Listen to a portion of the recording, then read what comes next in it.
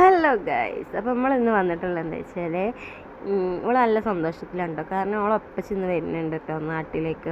അതിൻ്റെ ഒരു സന്തോഷത്തിലാണ്. അപ്പോൾ ഞാനും ഓളും കൂടി ഓട്ടോ വിളിച്ച് ഉപ്പൻ്റെ അടുത്ത് പോവാണ് കേട്ടോ.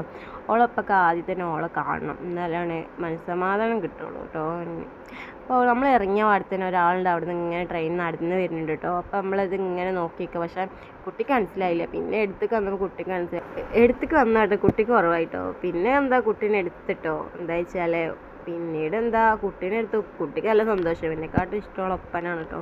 അതിൻ്റെ ഒരു പൊലിവിലാണ്. അങ്ങനെ ലാസ്റ്റ് നമ്മൾ നേരെ ഒരു കടയിൽ കയറി കേട്ടോ. കുട്ടിക്ക് അങ്ങനെ ചോക്കോബാർ വാങ്ങി കൊടുത്തു. ആ ചോക്കോബാറിലൊന്നും എനിക്ക് തോന്നുന്നു. പിന്നെ നേരെ മുടി വെട്ടാൻ പോയിട്ടോ. അങ്ങനെ മുടി വെട്ടാൻ പോയപ്പോൾ അതിവിടെ കുറേ നേരം വെയിറ്റ് ചെയ്തു.